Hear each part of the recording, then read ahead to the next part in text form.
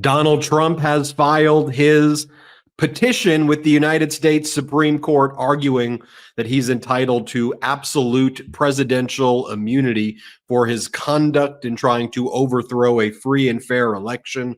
This was part of an appeal from the ruling by the D.C. Circuit Court of Appeals in the federal case against Donald Trump in Washington, D.C., being prosecuted by special counsel Jack Smith, alleging that Trump attempted to overthrow the results of a free and fair election. The Supreme Court granted certiorari in late February, agreeing to hear oral argument on this issue of absolute presidential immunity, thereby continuing to stay or freeze the Washington, D.C. federal criminal case and all proceedings there too. April 25th is when oral arguments will take place before the Supreme Court. We will have it live here on the MeidasTouch network. The way this works is Trump, as the petitioner, files his brief. Then there's an opposition brief that gets filed in a few more days by special counsel Jack Smith. Then there's these amicus briefs that get filed as well. Don't worry, we'll keep you apprised every step of the way. One of the things that Donald Trump argues in this brief is that, and this is a quote from it, quote, based on voluminous information available to Donald Trump in his official capacity, the election was tainted by extensive fraud and irregularities. As Andrew Weissman states, this is a pretty shocking, unsupported assertion by Donald Trump, because all of his advisors, including his very own attorney general, all stated that there was not fraud, and they were the ones who brought that to Donald Trump. So, for example, just to remind you and show you right away that Donald Trump, frankly, is starting his brief to the Supreme Court with yet another big lie. In case you say, okay, Ben, well, you're the MeidasTouch network, you're very critical of Trump. Okay, well, let me show you Donald Trump's Attorney General, Bill Barr, what he had to say when he testified before the January 6th committee. Play the clip. The former Attorney General was asked why he authorized the Department of Justice to investigate fraud in the 2020 election at all. Why not just follow the regular course of action and let the investigations occur much later in time, after January 6th? Here's what he said. Felt the responsible thing to do was to be in a position to have a view as to whether or not there was fraud. And frankly, I think the fact that I put myself in the position that I could say that we had looked at this and didn't think there was fraud was really important to moving things forward. And I sort of shudder to think what the situation would have been if the position of the department was, we're not even looking at this until after Biden's in office. I'm not sure we would have had a transition at all. That's Donald Trump's Attorney General saying that if he had not investigated these bogus allegations of voter fraud and irregularities that Trump was pushing out there, and then debunking them one by one, Trump's own Department of Justice, Bill Barr thought there would not be a peaceful transition of power. So just remember that key evidence right there every time Donald Trump argues in this brief, which he does over and over again, quote, based on voluminous information available to Trump in his official capacity, the election was tainted by extensive fraud and irregularities. His top lawyer in the Department of Justice said that was false. Now, Trump also argues essentially that without absolute presidential immunity, he and other presidents, he said, would just be tormented, that they would be in a constant state of distress, a constant state of this constant nightmare thinking about whether or not they would be prosecuted. This is what Trump says, quote, a denial of criminal immunity would incapacitate every future president with de facto blackmail and extortion while in office, and condemn him to years of post-office trauma at the hands of political opponents. Post-office trauma? I mean, again, the way Donald Trump whines over and over again on the social media posts that he makes, just think about this. How embarrassing, how humiliating that you have a former president whining to the Supreme Court that he's suffering from post-presidential trauma, like a little snowflake, if he's not given absolute presidential immunity for trying to overthrow a free and fair election. Did you know that your temperature at night can have one of the greatest impacts on your sleep quality? If you wake up too hot or too cold, I highly recommend you check out Miracle Maid's bed sheets.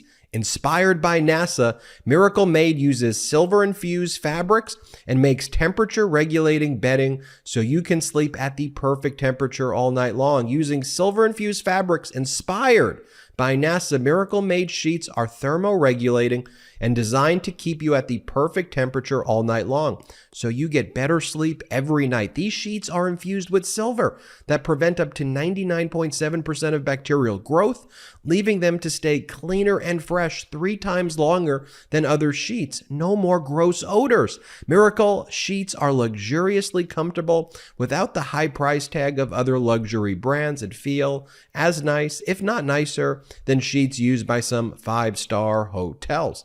Miracle sheets are the perfect gift for your spouse, friends, or family. Who doesn't want better sleep and luxurious feeling bed sheets? And since these come with 3 free towels, you get 2 gifts in one, just in time for the holidays. Stop sleeping on bacteria. Bacteria can clog your pores, causing breakouts and acne. Sleep clean with Miracle. Go to trymiracle.com/Meidas to try it today. And we've got a special deal for our listeners. Save over 40%. And if you use our promo Meidas, M-E-I-D-A-S, at checkout, you'll get 3 free towels and save an extra 20%.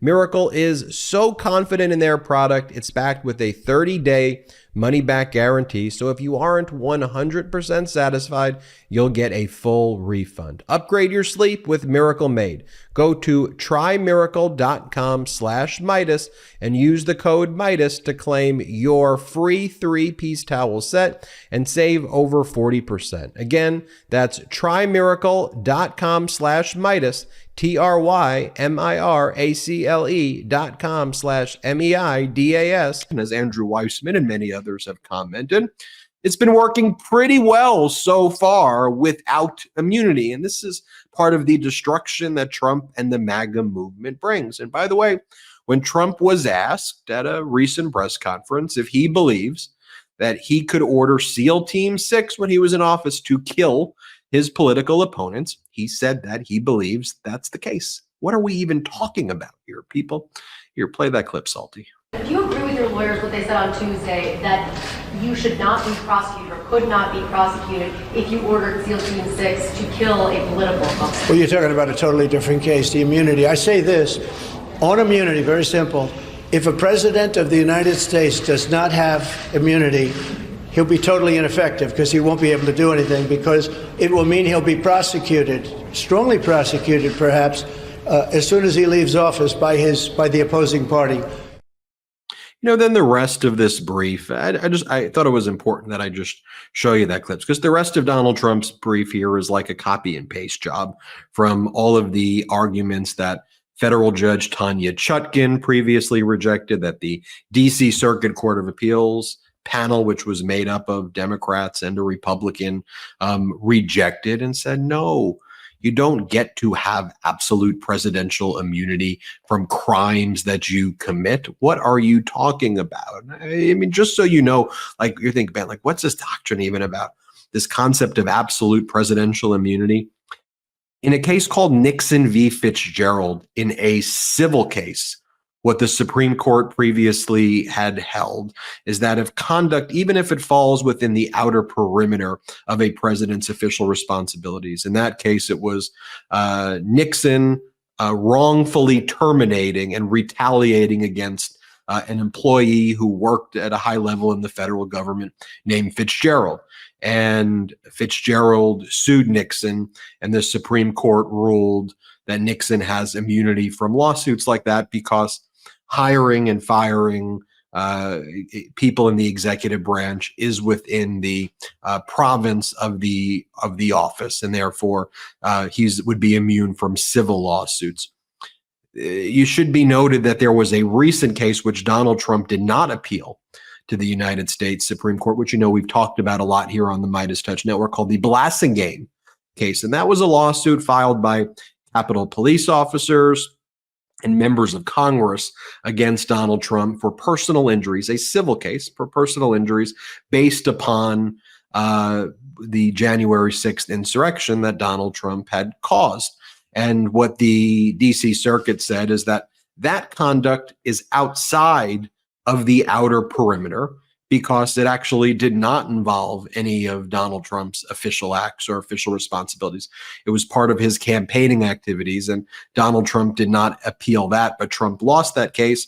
And then a lot of the lawsuits were permitted to continue there. And then there's another case involving Bill Clinton, which involved conduct before he was in office, and that's outside of absolute presidential immunity. So Trump's trying to take this doctrine in a civil context and say that it should allow him or anyone else in his position to have free reign and do whatever they want to do.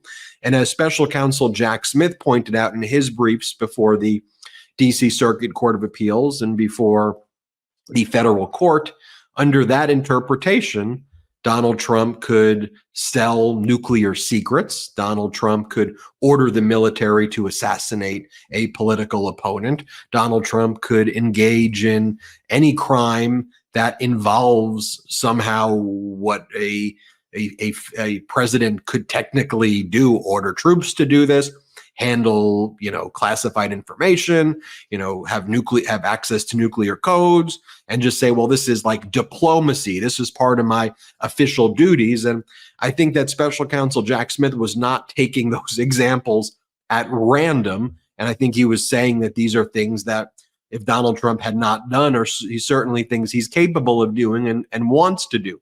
So that's the state of play right now. Trump basically copying and pasting a prior brief that he filed and lost before the DC Circuit.